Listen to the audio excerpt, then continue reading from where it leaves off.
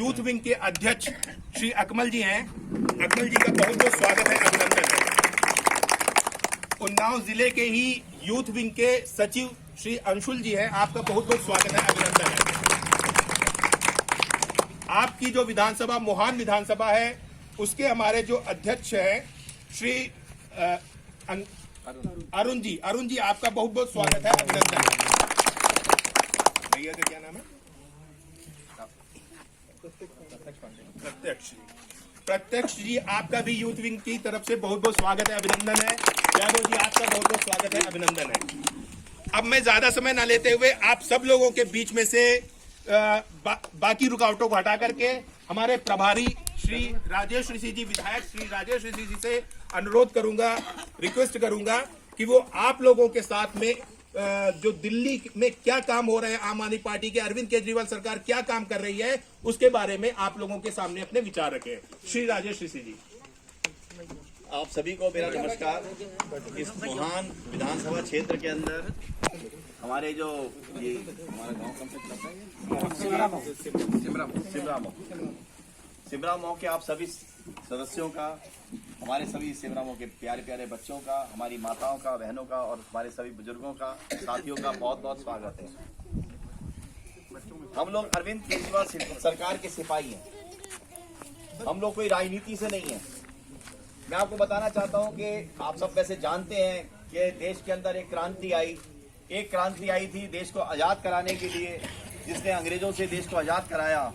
एक क्रांति आई दिल्ली में, जो भविष्य हमारे यहाँ भ्रष्टाचार जो फैला है उससे आजादी दिलाने के लिए आई। अन्ना आंदोलन के बारे में आप सब जानते हैं। इस आंदोलन में हर इंसान ने बढ़ चढ़ के भाग लिया। अरविंद केजरीवाल जिन्होंने आम आदमी पार्टी बनाई और उसकी कमान संभाली एक ईमानदार राजनीति लाने के लिए, ये अन्ना आंदोलन से निकली पार्टी है। इसने ईमानदारी का बीड़ा उठाया। पहले 49 दिन में सरकार चलाई और सरकार चलाने वालों में बड़ी लालच होती है कि इस पार्टी में घुस के सरकार चलाएं, उस पार्टी में घुस के सरकार चलाएं। होता है कि नहीं? बिकते रहते हैं। लेकिन अरविंद केजरीवाल जी की ईमानदार सरकार 49 दिन से ज्यादा नहीं चल पाई, क्योंकि उस समय बहुमत कम था। लेकिन उसके बाद 68 सीटों के साथ जीत कर आम आदमी पार्टी आई। एक ऐसा रिकॉर्ड बना जो इतिहास में कहीं देखने को नहीं मिलता और ना ही आगे कुछ होने वाला ऐसा रिकॉर्ड। उसके बाद लोग कहते हैं ये तो आ गए, वैसे ही आ गए होंगे।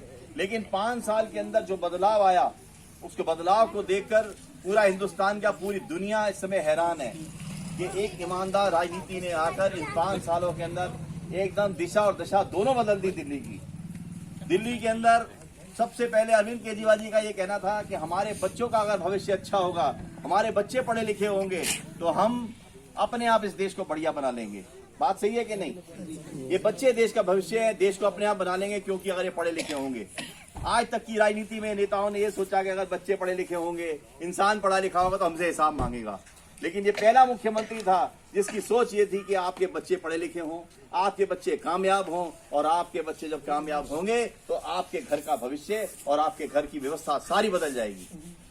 हम किसी की मदद करना चाहते हैं तो हम उसके बच्चों को पढ़ा दें, लिखा दें तो उसकी पूरी मदद हो जाती है। दिल्ली के अंदर अंतर्राष्ट्रीय स्तर के सरकारी स्कूल बने। हमारे यहाँ स्कूलों का आप देखने जाएंगे तो आपको लगेगा जैसे किसी प्राइवेट स्कूल है, उससे भी बढ़िया स्कूल बनाए हमने। वो सब गरीब बच्चों के लिए।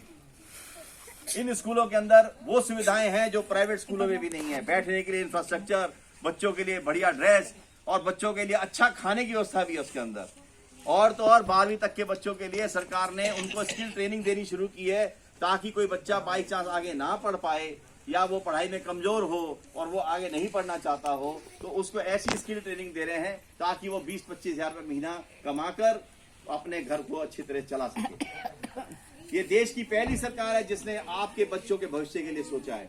यानी कि जो बच्चा गरीब है, जो कभी सपने देखता है कि मैं IAS अफसर बन जाऊं, वो सपने देखता है मैं इंजीनियर बन जाऊं, वो सपने देखता है मैं डॉक्टर बन जाऊं, लेकिन अब सब्जी बेचने वाले का बच्चा कहां से इतना पैसा लाएगा डॉक्टरी करने के लिए? कहां से पैसा लाएगा ट्रेनिंग के लिए? तो कोचिंग के लिए पैसा नहीं इकट्ठा कर पाते लोग। तो ऐसी स्थिति में अरविंद केजरीवाल जी ने अपने यहाँ एक योजना बनाई, जिसके अंतर्गत जो गरीब इंसान का बच्चा चाहता है कि मैं 12वीं के बाद हायर एजुकेशन में आऊं या मैं IAS अफसर बन जाऊं, ग्रेजुएशन करने के बाद मैं इंजीनियर बन जाऊं, तो उसकी जितनी भी कोचिंग का खर्चा है उसकी जो कोचिंग होती है ना, जो ट्रेनिंग करते हैं उसके बाद जाते हैं, उसकी कोचिंग में भी 2-2, 2.5, 3-3 लाख रुपए लगते हैं IAS की कोचिंग के लिए।